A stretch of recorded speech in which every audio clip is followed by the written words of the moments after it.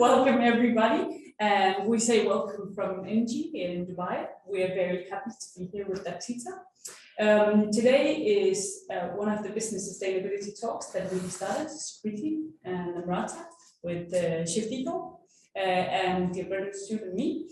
And I will give it over to Namrata because she's much better at talking about Okay, sure. So firstly, thank you so much for attending, everybody. We are really excited to have you all here and really excited to be at the Engie office and be with Daxita and learn more about Engie and what Engie is doing for net zero. Quick introduction about myself. I'm the co-founder of Shiftico, and we're a platform for clean, eco-friendly products. But something that we really believe and are passionate about is building this dialogue about sustainable living and sustainability. And that's really where we partner with Anne-Marie to build these platforms to have professionals such as Daxita come and share knowledge with all of you. Thank you very much for being here, Daxita. Like we just talked about before, you're very busy, so we're really happy that you're here. We would love to hear a lot about you and about what Engie is doing and about what the region is thinking about when it comes to energy. But maybe you can start with the introduction yourself. So firstly, thank you, ladies. I love that it is the ladies.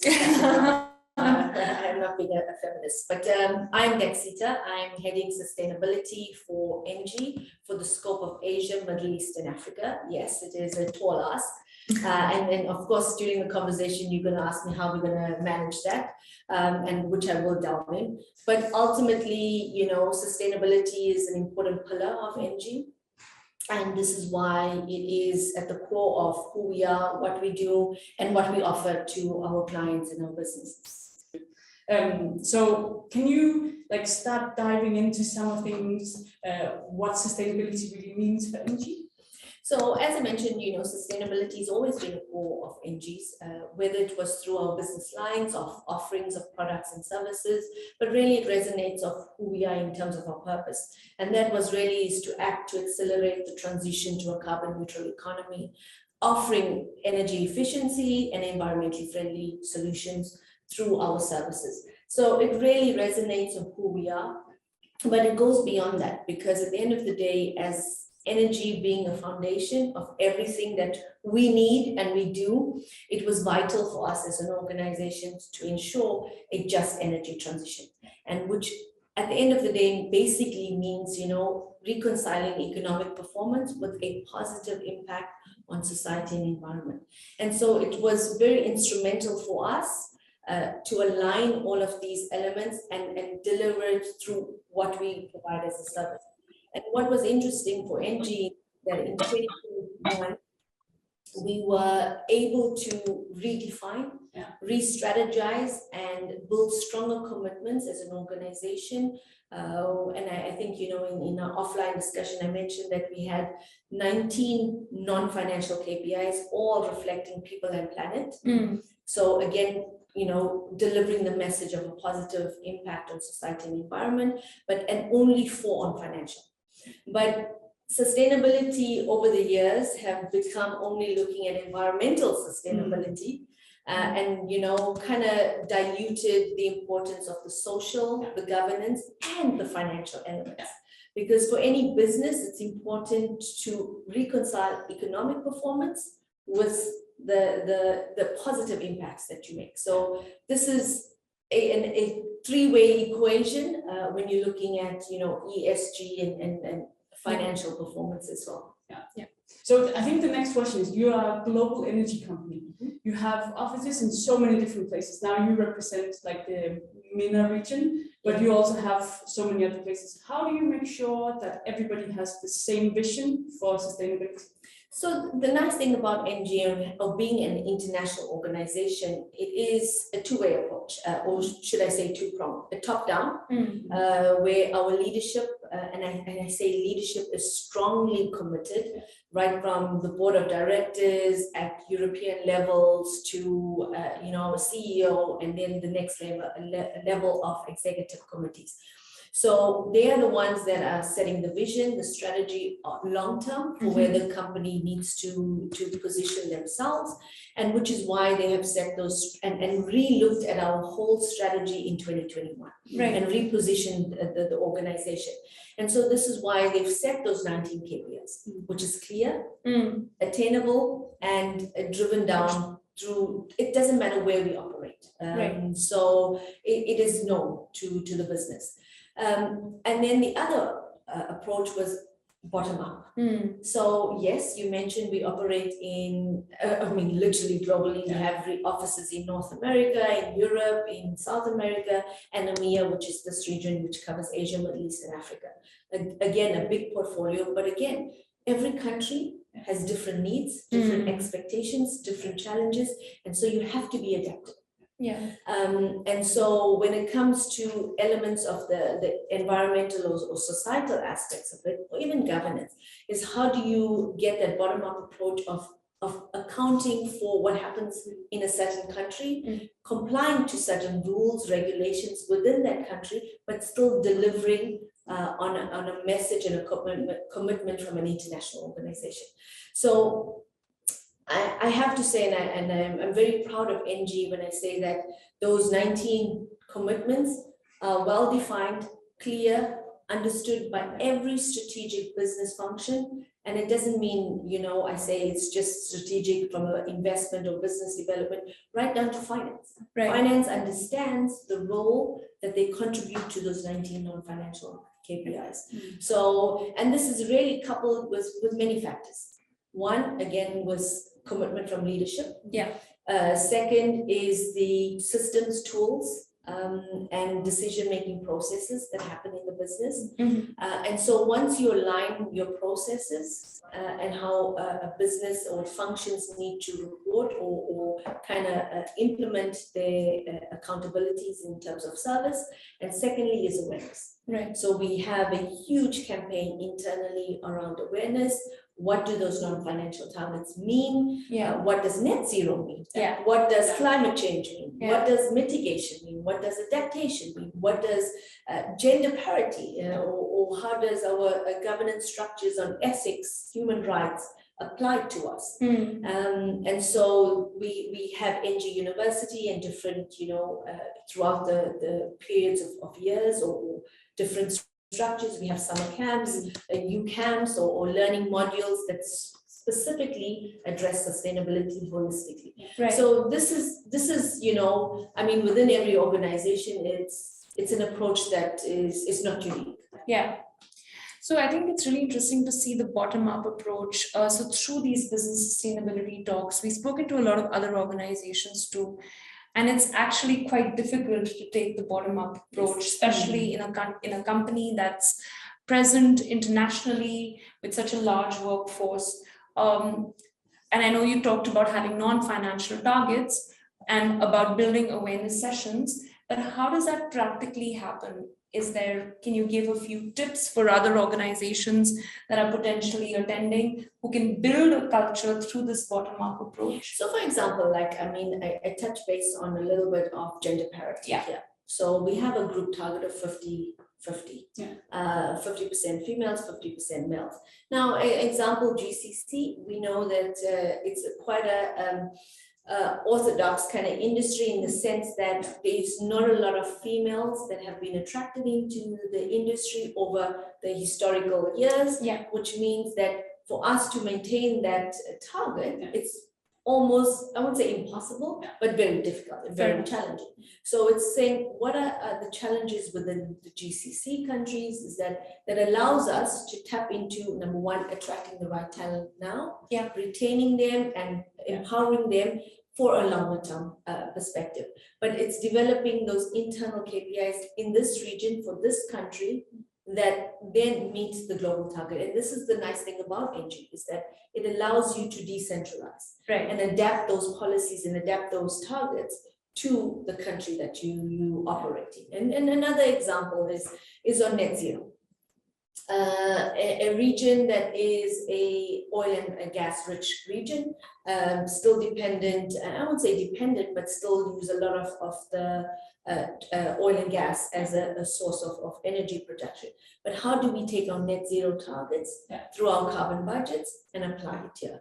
So at the end of the day, it is saying, when we're looking at new investment opportunities on energy supply, and to maintain our net zero targets, is how do we look at those investment opportunities? So if there's a tender that comes out for energy supply to the grid, does it have decarbonized solutions in it? Is it going to maintain our 2045 targets and meet our carbon budget? And so this is why I say is that sustainability is kind of entrenched into the decision-making process and within every single business function, is because it's strategic to how we apply. I mean, we could go out and roll out and say, we want to reach our financial targets, but yes, balancing net zero with how we achieve the zero at 2045. But at the end of the day, is what you kind of commit to now has an impact long term. And so this is what is important. So yes, we look at the challenges here and say, you know what, up at group level, we know we have this project that's going to affect our carbon budget. Is it a possibility? And then we go, okay, yes, it is. And so we embark on the project. If not, no, sorry, it's going to affect our long-term goals within the region. So no. Okay. So you've already started opening up this net zero question. We are in the year of sustainability, which we love very much, that it's had this, because it really opens up a lot of questions from companies and puts it directly in front of the discussion every day. You have internal training and awareness. How do you help your clients understand the difference in which type of energy they choose? So if we go back to the countries of challenges as well. So, through our business lines as Engie, so whatever we offer, whether it's renewable energy, whether it's energy efficiency as a business line, or whether it's hydrogen solutions, these are all already sustainable solutions. So portfolio, I mean, this is an advantage that we have. I won't say unfortunately, but fortunately, so that whatever we offer to our clients or partners is already decarbonized. It's already meeting the commitments of and supporting our partners and our clients to an energy transition. Now, in terms of challenges, is that we look at every country, what are the regulations? So let's just say working with a client, a B2B or a B2G client here on energy efficiency, we can offer them a product or a solution of solar power to support them with 100% clean energy for their buildings or for their manufacturing process, but then it supports a client. How do we take it to the next level and say whatever power, renewable power that is being produced, how does it feed back into the grid as additional? So this is the challenge. Of course, we know in the UAE there's no defined regulations for net metering or grid capacity of renewable by clients, and which is still developing. And as that evolves, of course, our services become more lucrative for clients. But I mean, as you said, post-pandemic, a lot of the businesses refocus on sustainability. They're trying to find solutions to decarbonize, whether it's their own value chain or if it's the bigger value chain. But they're already looking at how can I adopt cleaner solutions, whether it's through renewables, for my purpose. And yes, if it goes beyond the gates of pumping back into the grid, that's fine. But it's not stopping them from implementing these solutions. And can you see now, for instance, with year of sustainability being official, that companies that you've approached earlier now come and say, now we get what you're talking about. We need your solutions. So whatever was started as pre-discussions are evolving into material, contracts, agreements, and realizing into tangible results for the client. So yes, definitely this has been a big push, a lot in the region and in many of the other scopes and territories. And I give you another example is that what we've seen over the years is that people have put in net zero targets, which is great. It's a great starting point. But now they start to need to actively or effectively implement that. Yeah. And so they need to find the solutions to plug into their strategies. And so they reach out to basically, reach their targets. So if anything, the year of sustainability is a good, a push for companies to take cognizance of where they are, where they stand on the whole carbon footprint perspective, but at the same time, action some of their I mean, this is also what we can see globally, right? That some companies have put out net zero targets for, let's say, 2030. And when they actually started to dig deeper into what that meant, they had to say, yeah, maybe we're coming back like 5 years later. Or, so there is like, now there's starting to be that connection between saying something and actually understanding, it's bigger than we initially thought. We also start to see is that part of our Engie brand, we have Engie Impact. It's a consulting and advisory services as well,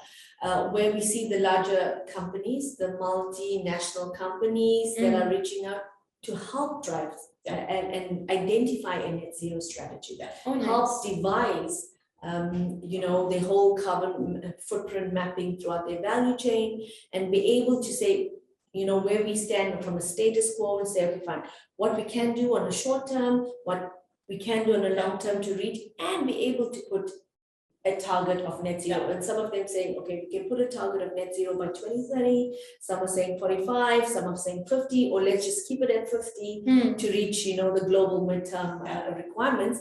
But we start to see a lot of the bigger business reach out for the advisory services as well. Right. So now we come to Engie, and you've talked a lot about what net zero should look like. What is Engie's net zero strategy, and how are you all implementing it in the way that you described? So as I said, we had a net zero target of 2050 a few years back. We re-looked at that and challenged ourselves in 2021 when we did this whole transformational, journey and outlook. And so our net zero strategy is till 2045, where we will be net zero by 2045. But at the same time, we've also aligned to SBTi, so Science-Based Targets Initiative, where we certified to a well below 2-degree trajectory by 2030. Now, the question is, how does it complement both? Yes, it does very easily, is that their midterm goals to a longer term strategy. So when we looked at and put our strategy together, we looked at our entire portfolio of Engie globally. And we said, what is our existing assets? What are we producing or emitting in terms of our carbon emissions? What is possible to get to reach, number one, the first milestone of 2030 and SBTi certified, and using the platforms of SBTi. By the way, SBTi have great, amazing tools that help organizations on that journey to net zero. And you don't have to, commit. You can use their tools yourself to align to some sort of strategy. So we use that as a basis as well to say, if we have to reach a 1.5, this is the amount of business that will be affected and impacted. And remember, we got to balance out that we are suppliers of energy and grid perspective, and we are already bound by obligations by sometimes a 20 or 25-year contracts. Exactly. And so if those contracts that started in 2015 is already going to reach, and we can't turn away from, we can work through advocacy with our clients and partners to decarbonize, but we can't just walk away from it.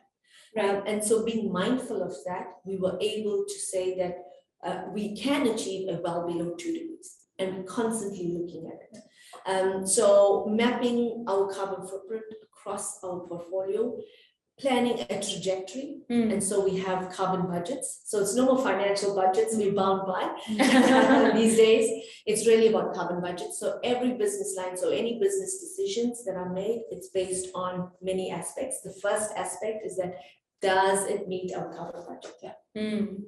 If it doesn't meet our carbon budget, why it doesn't meet? Can we include solutions to make it decarbonize Yeah. and reduce our carbon footprint from our asset before saying this is an investment decision that we can enter in. Yeah. So it's no more how much revenue these days. Yeah, And that's why I go back to my first point. It's a top-down commitment. right. If it was not embedded from a commitment from our CEO and our ExCom, we could have strategically said, oh yes, this is bringing revenue into the business. We can, and we over, operational rollout of a project or an asset or an activity, we can decarbonize. Right. But because we're bound by our carbon budgets and our committed goals, we strategically make those business decisions. So I want to delve a little bit more into the carbon budget. Yes. So when you all are strategically planning, either a 5-year plan or however you all do it, how is revenue balanced with the carbon budgets? How is that set? So when we set these ambitious targets, we already have foresight. Right. And that's why it's very strategic, is to not just put a target and then realize that it's not sustainable for many reasons, economically or from an environmental perspective. And so when we did strategically put those, and this is at group level, Engie in France that kind of did the strategy, is to say that if we're going to decrease our thermal operations, we need to ramp up our renewables. Yeah. And so, which is why we have very strong and ambitious renewable targets of 80 gigawatts by 2030 that we need to support the energy transition with. Right. And so this equates and balances out the financial aspects of it. Right. But at the same time, hydrogen plays an important role of a product and service line that we do have. So how does hydrogen, and that's why, again, it goes back to putting a target on hydrogen. So we have a 4 gigawatt of hydrogen production by 2030 that will also generate revenue for the business and balance it out. Okay. So yes, it's foresight. We can't say we're going to get this amount of money, but it's balancing out business models against your targets of net zero, and it's not always easy. Yeah, of course. But you can also see how important a big player like Engie is in the whole energy system of the world, right? Because you're both an energy provider, but you're also an energy investor, right? Yes. So whatever you invest in will have something happening. Let's say hydrogen. It needs investors, and otherwise nothing happens. If no one had invested in solar power decades ago, then nothing would have happened. So you've seen the graphs like hit each other more and more, right, and becoming more profitable. Absolutely, and you touch on a nice point there, is that every country's business models or economic diversification to support the energy strategy these days is energy transition. Yeah. So they're bringing renewables or clean energy solutions into the energy strategies for a country. Yeah. So for us, and business opportunity. Mm. And so if we're ahead of the curve, is how do we support that energy transitions for those countries with clean energy solutions? What if we talk about something like the G of ESG, the governance part? Now that you are both an investor, but also definitely a provider of electricity, can you go to your production facilities where you buy your different production materials and say the specific needs that we have, we put this in? Are you big enough to ask for production companies to really make sure that the way they produce items are? Absolutely. So, and this is again another non-financial KPI, which is around our procurement and sourcing practices. Initially, it is to get 100% of our preferred or major suppliers, EcoVadis certified and SBTi. Yeah, right. Again, a level of reassurance, because remember, the preferred and major suppliers that are producing the energy components or energy categories have the biggest spend and the biggest impact for us. So having this KPI initially allows us to work with them to have a downstream impact. And so it's important, and it's again taking ownership by those suppliers or by those companies to say, you need to be transparent, not only on climate, but on social and on governance as well. And EcoVadis is a great platform. I'm not advocating for it, but again, a great platform for companies to be able to assess themselves if they are on the supplier side, or offering a product. And these are they're really good for benchmarking, right? Absolutely. Really good if you want to do something great, then you take these. And when you're looking at it, it's a win-win for both sides, because at the end of the day, a win for you as a supplier offering an equipment or a product or a service. If you're already part of EcoVadis, you're going to get clients like us, the bigger clients, that are going to ask you, are you EcoVadis certified? So yes, and if you are, immediately you become a preferential supplier. Fair enough. Because of that transparency. And so it's working at our Engie level at group, where we work with our preferred suppliers, so be it the big names like the GEs, etc. is to say, if you offering us a big turbine for energy production, how can we look at efficiency in the solutions that are being provided in the production of it, how it is manufactured, etc. In our wind turbine, we're already piloting and have piloted a project in Europe for wind turbine blades to be 100% compostable, okay, 100% recyclable, etc. So those are already mechanisms in play that, and it's working together rather than a bigger organizations like ourselves saying, oh, you need to do it. It's finding the solutions together. So this also takes a lot from you, right? That being the Chief Sustainability Officer, how do you balance what could be a glitch or a trend? Like you go to so many events and go so many places where you also hear about the new things that are coming in both from Europe and America, but also things arise here, right, that are specific to the region. How do you, in your profession, balance what is just a little trend and what might be a bigger need for the coming years? So, I mean, with any sustainability role, I think we don't ever own the role or the function. It's not sustainability doing this. And which is why, I touch bases on the fact that it has to be embedded in finance. It has to be embedded and owned by procurement. And this is the buy-in. I only take the data and make it glorified. I wish I could say that, And are they good at coming with the trends then? Are they good at saying, we can see that? Absolutely. And so, because they are the experts in the field, they are working with suppliers, or they working with, other financial banking institutions when it comes to green financing. They already see the missing. So over and above whatever we see as a site, and then let's just go back to some examples, is that we know that the whole ESG market and the investor market is still up and coming in the GCC from an investor perspective. So still, if you're requesting a green financing or a green loan, you're starting to see investors ask, oh, do you have these targets? What are you doing on carbon footprint? How are you managing your environmental targets, etc.? So very on a softer side, the investors are asking that. But so it's roles like myself to say, I'm watched for this, and as a business, how am I preparing our financial teams to be well prepared to respond?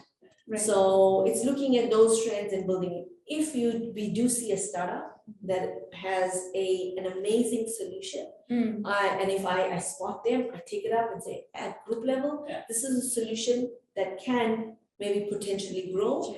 We may need it based on our products and services. And so I reach up to our group level, which is through our research and our innovation departments. They probably already have wind of it, and they go, we've already checked the feasibility. It's feasible, it's not feasible, but we are monitoring it. So this is the role that we kind of play, or I play in the business as well.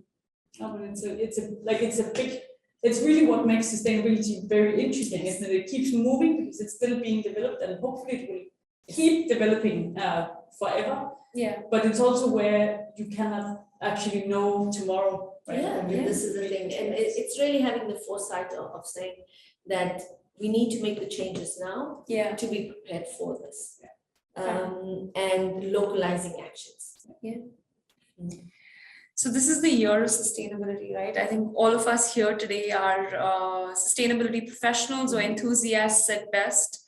It's an important year for all of us. We have COP28 coming to the UAE. What is Engie doing for this year specifically? Are there specific plans in order?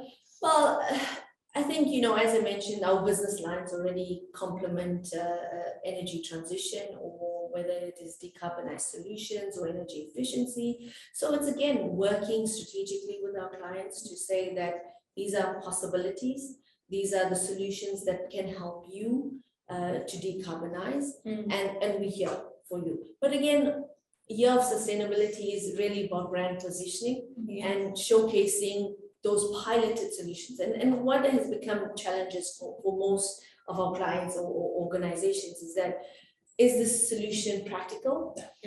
What is the return of investment, and how can I easily adopt it? And so for us, specifically for Engie, is to say, okay, this is how you can achieve it.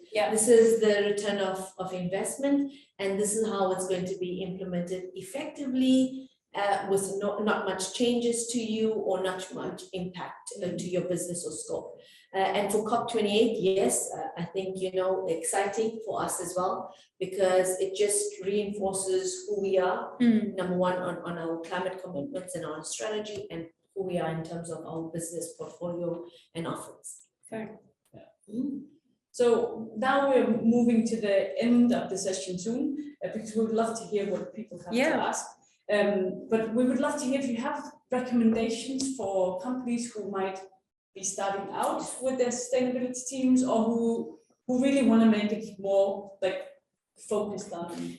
So before I perhaps give my advice, is that one of the biggest challenges that I've seen from sustainability professions, or I won't say sustainability professions, but taking it to the next level of committing to some targets. I'm not just only saying environmental targets, but even if it's social targets, is that in organizations, it's so dissected.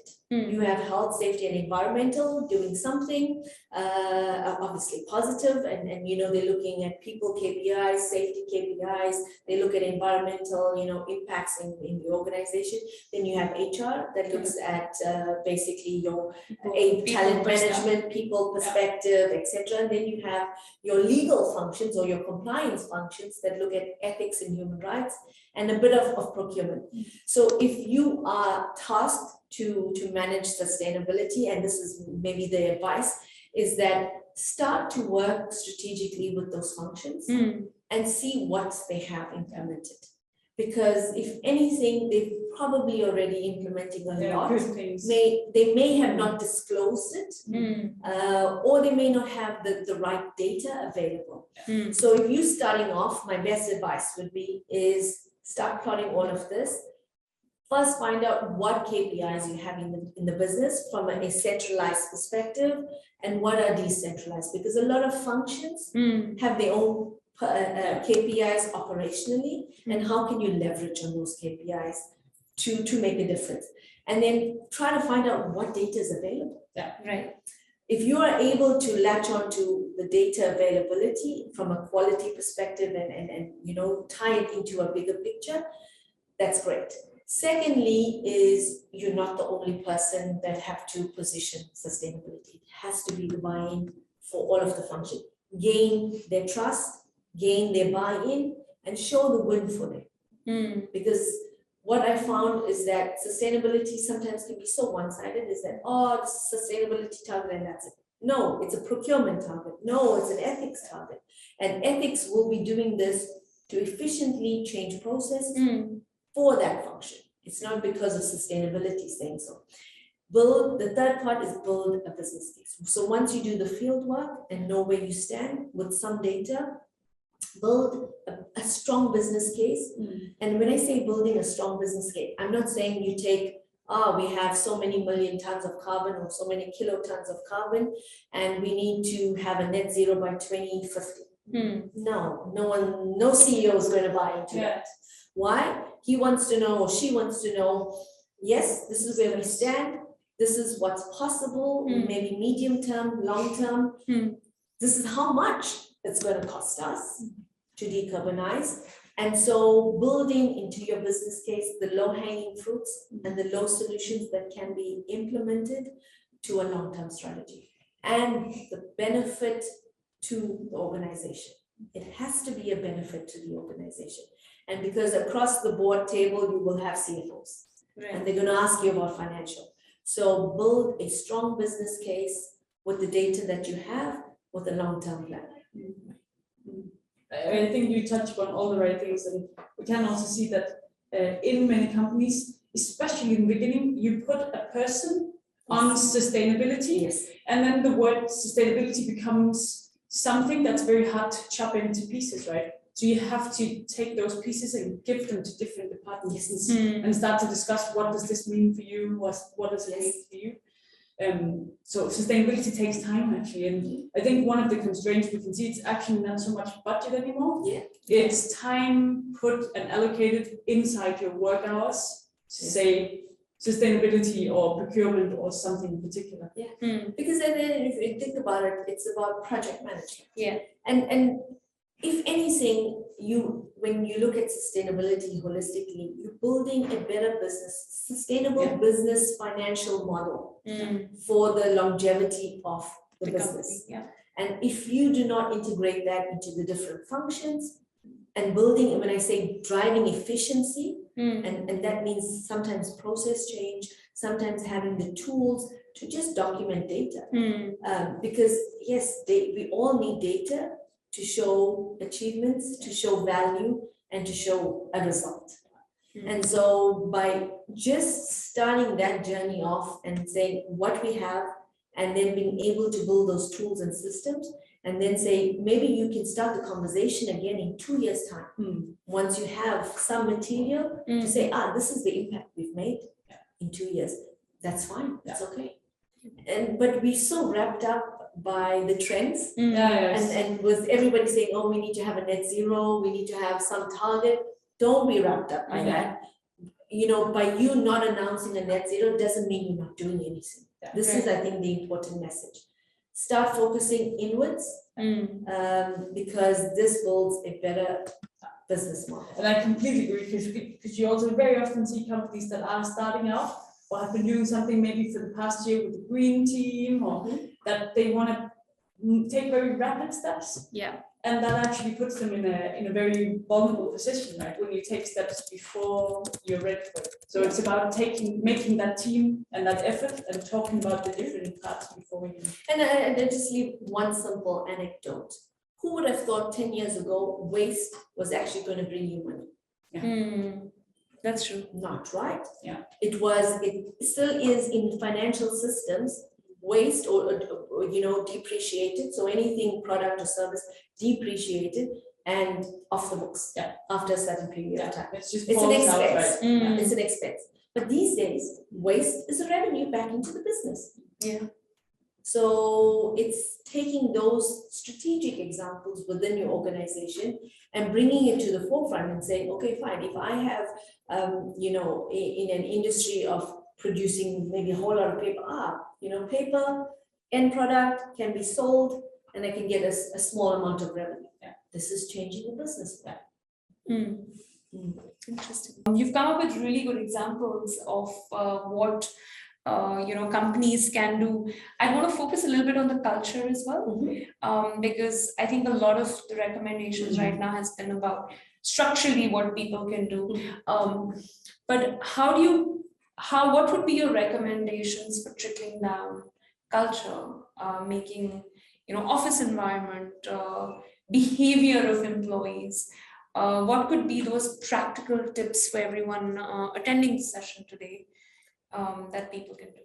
I want to be funny and say, when I really want to be funny and say that, when we're taught by a teacher, we in some, maybe whoever's listening, we always had the ruler and the stick. No, but again, just a joke. No. Ultimately, it always comes down to awareness. But it's never an easy process. It's never an overnight process.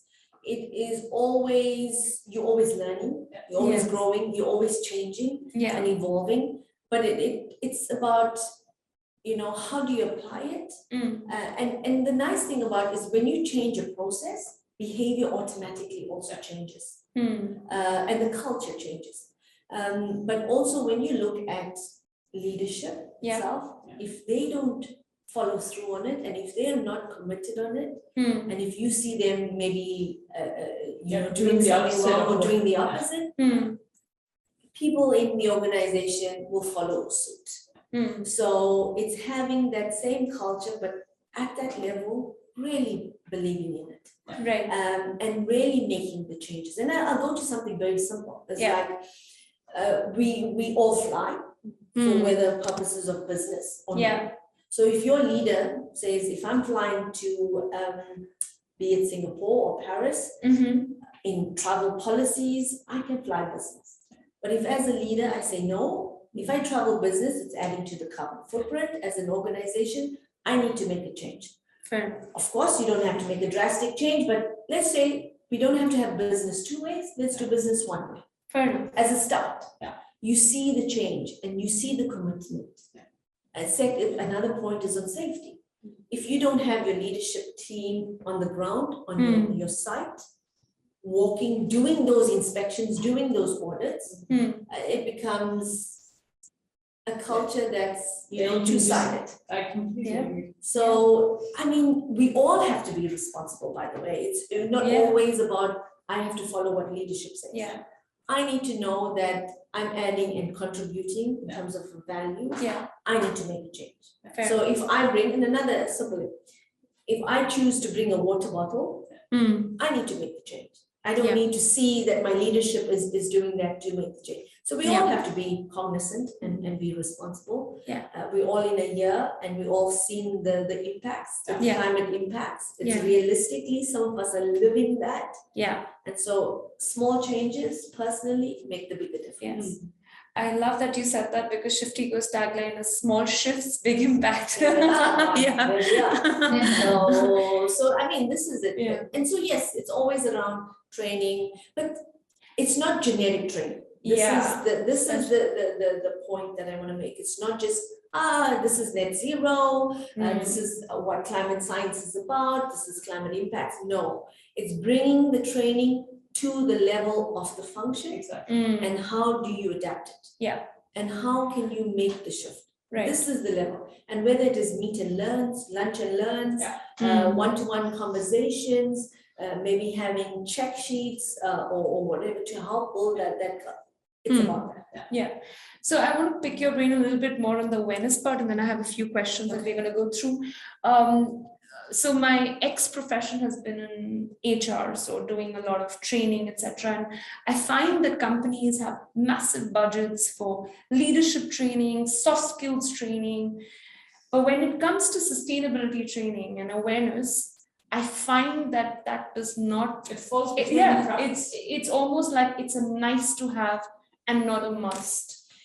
And historically, yes, it fell between the cracks, and I think it didn't deserve the level of importance that it, historically or previously. But I think, post-pandemic, it was really an eye-opener for everyone, for many things. Building resilience, how you build resilience, how do you, support sustainability.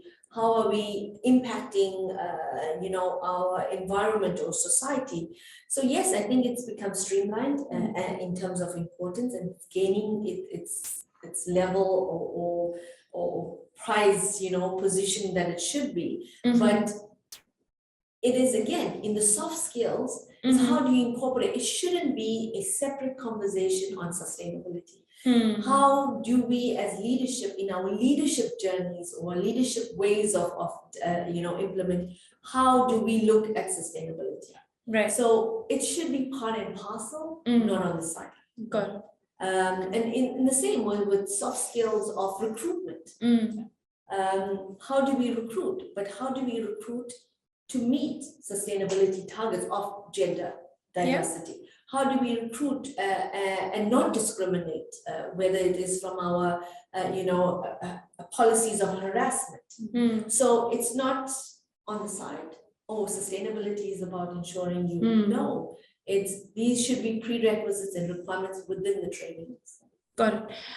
We have some questions. I can't get the name of the person. It says that you've given some great recommendations. Could you please tell us how you managed to link employee engagement with sustainability KPIs? Okay, so again, a good question, and thank you for that. So just like that, we have an engagement and me survey basically to measure the level of achievements or impact that we have and engagement in the organization. It's run every year. We have sections in the engagement, and again, we adapt those sections in the engagement sections to reflect on performance, on satisfaction, on gender, on many things. So it's important to look at your questions on any survey that you run out and say, what do you want to tell me? You want to see the reflection of maybe a culture. You want to see how we address gender diversity, how we address ethics in choices that we make.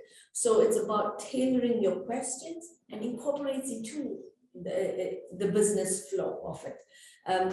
Do you want to also see if an employee wants to stay in an organization that is committed to sustainability? You want to assess that? Yes, that can be a question on its own, because then that helps gauge the direction you need to take as an organization. And we know amongst us, millennials, Gen Zs are making decisions based on the moral compass of organizations. And I would say moral or sustainability compass of an organization. They're choosing businesses that have a long-term vision on sustainability and across, when I say sustainability, across the board, how they handle ethics, how they handle gender diversity, how they handle employee retention, how they handle skilling, talent management. So, and again, it goes back to one core message of this whole conversation. Sustainability is not parked off on the side as one function. It should be part and parcel of every function. Fair enough. On that same line, we have a question from D. Lewis. Given that the recommendation for a business to become sustainable is to start at a manageable pace, what are low-hanging fruits or small initial steps that startups can implement to become more sustainable? Okay, so low-hanging fruits. I mean, we all occupy buildings. Are you doing energy efficiency? Are you already looking at light bulbs, changing it to LED? Are you having water-saving initiatives? Are you managing your waste effectively? Are we looking at procuring and sourcing materials sustainably? And I mean, not the big equipments or services. For example, paper. Printers. Printers. Can you rent them instead of buying them?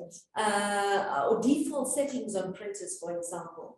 Are we looking at maybe if we have a logistical warehouse that we operate, for example, or if we own a building, can we put solar panels on our rooftop of our building? If it's not practical, can we put it on the parking lots, for example, or another area? So looking at those are low-hanging fruits that I think we all can do. And they can even be put in specific departments that are doing it already. But it could also be something that you mix up, right? And make someone else go and check the water who never checks the water. Yes, exactly. Go back down to your travel policy. Look at your travel policies and say, okay, fine, what does it say for business class economy now that there's premium economy class or something like that? Can we maybe add that in for flights that are 6 hours? It's premium economy rather than business. So there's many things that, depending on your organization environment, I think, I just listed a few generic ones, but low hanging means low budget.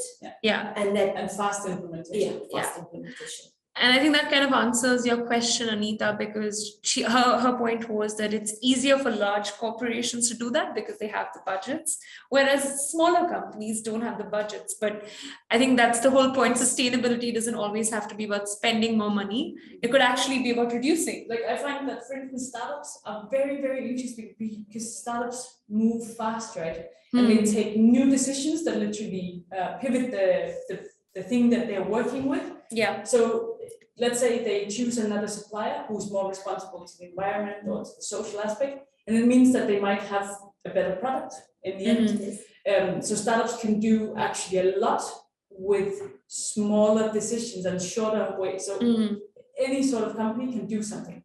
Yeah, because remember, and you touched on a nice point, is that remember the idea is with startups, it's you building your long-term strategy now. Yes, you need to have the financial means and savings now because you're still a startup. But taking that decision now for a longer term, it has a longer reward. right. So maybe it may cost you initially.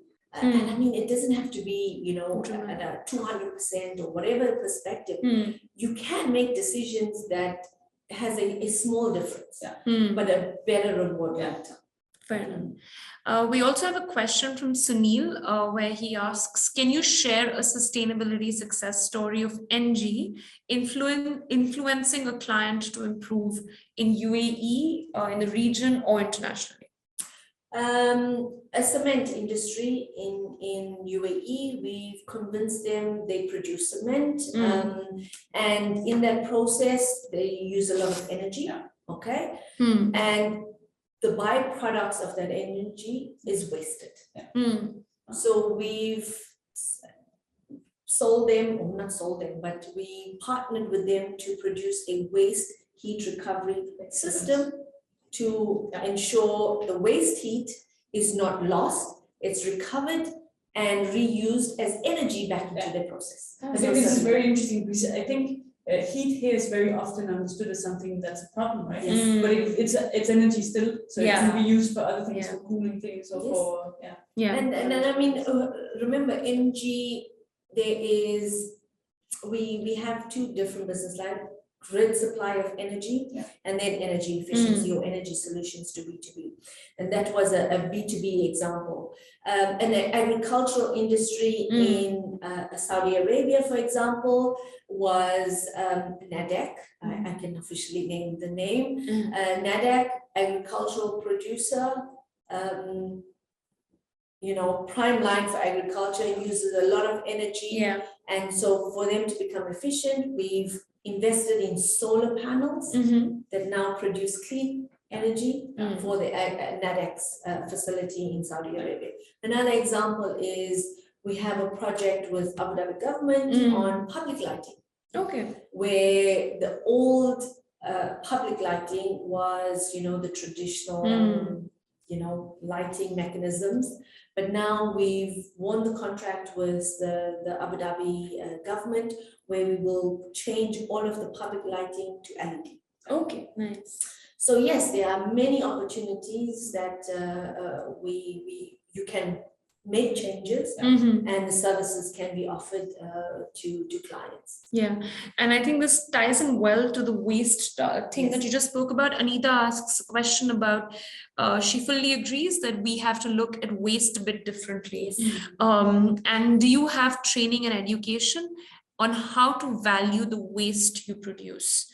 Because net zero does not mean zero waste. It means balancing and knowing how we can make the changes that can have a positive impact. Absolutely, and specifically, I think the easiest example is waste management. I mean, besides the fact that tipping fees have increased, I mean, which is a positive thing, and it's a business driver for change. I mean, if you're not already on that path to make changes, then you need to do so, because as I said, it's the easiest way. Source segregation, okay?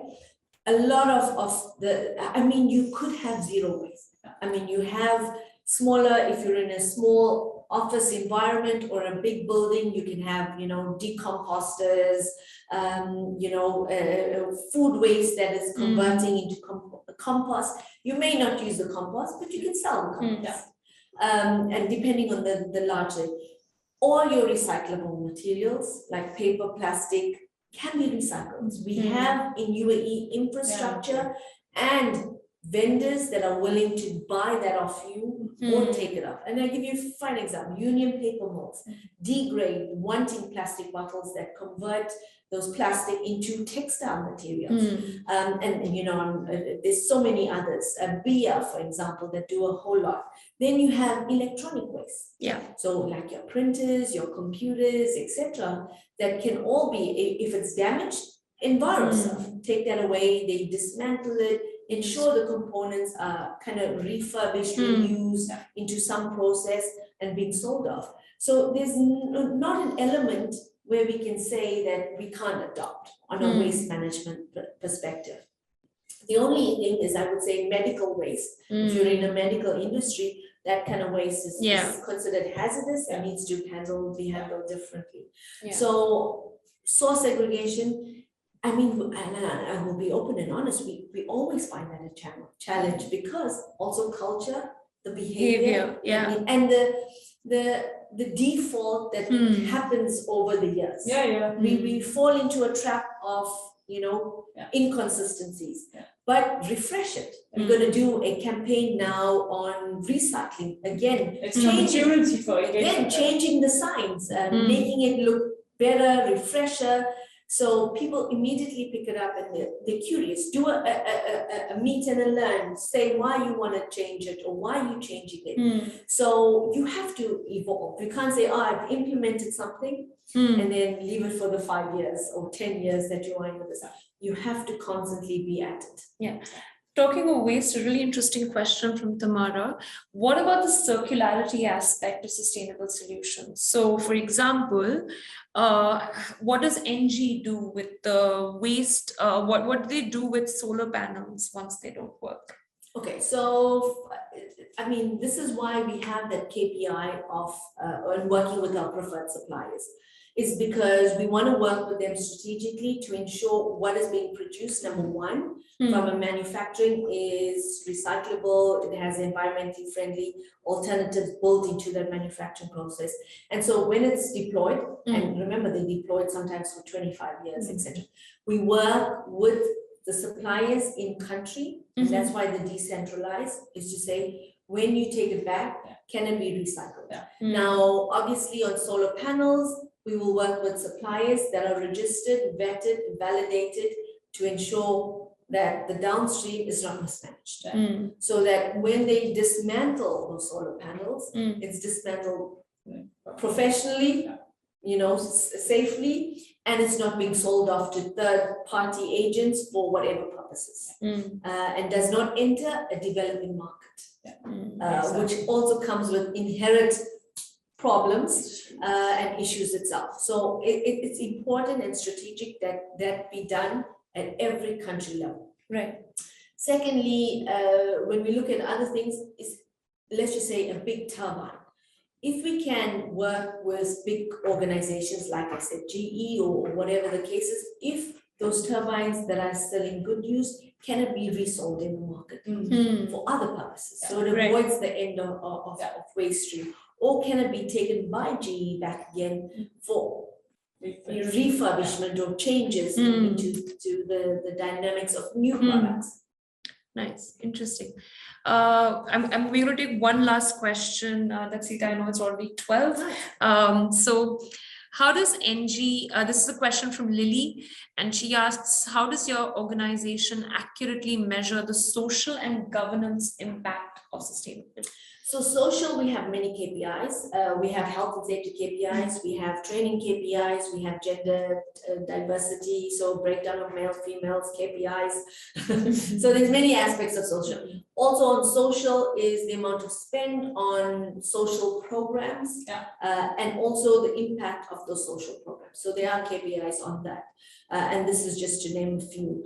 On governance, it is obviously ethics, so human rights, so anything around incidents that are being registered, investigated, closed out. On a board governance, board representation, you know, board, board of directors that are represented based on male and female, board meetings, how many are representation. So there's many things, how activities from our cybersecurity that falls into a little bit of the social and the governance part of it. So all of those do get reported, and again, by the functions. Right. Because it makes business sense for those functions to manage that and account that. So how do we then take it and then map it into the social and governance parts of it? But yes, it's transversal across all of the elements and functions that gets tracked. So I know I said last question. Can we have one more? So this is the question from Beatrix that I missed. She asks, what would be some reliable self-assessment tools for companies to measure the efficiency of their sustainability practices? Wow, okay. So the best part for me, I would say, take GRI. Again, I'm not advocating. GRI is the Global Reporting Initiative or standard. I think they have over 300 questions, so don't be alarmed by that. But that gives you a good foundation to be able to assess all of your E, S, and G, and additionally as well. And why I say GRI is because internationally, you have now the International Sustainability Standard Boards that has come into play that are regulating all of the ESG frameworks and ESG benchmarks. And they've already tied up with GRI and against their frameworks. So I don't want to send you off on a tangent and say, do this, this. GRI is the best framework to get a level of assessment of where you stand, what information is missing, what information you need to drive into a business, and start asking questions about. That gives you the best level of assessment. And around 75% of all reports made in the world with GRI standards, which for instance has materiality and non-materiality. That makes it a little bit different from some of the other standards. So there's somehow a reason why it's taken, and they have a lot of new industry questions that are very interesting. And again, don't be alarmed by the amount of questions. Use that as a baseline. Even if you just say, just for the first few months, I'm going to take the environmental section and see where we stand, do that. As they always say, Rome wasn't built in a day. Take chunks at a time and get to a status of where you stand as an organization. Perfect. Thank you so much, Daxita. It has been such an interesting session. I don't know where the hour went by, and I hope it's the same for everyone attending. We really appreciate you taking the time. I know it's a busy year and a busy time, so thank you so much for having us. And we hope if there's anyone sitting with questions, send them to us. Or I'm sure that Daxita is also always on LinkedIn, so we would love to have the questions, and we will send them on to you. Absolutely. And lastly, this is not our last business sustainability talks. We continue to have these discussions with other organizations, other inspiring sustainability leaders like Daxita. So stay tuned. We have another one coming up next month, and we really hope to see you there. So that's it from us. Thank you so much, and thanks so much for attending.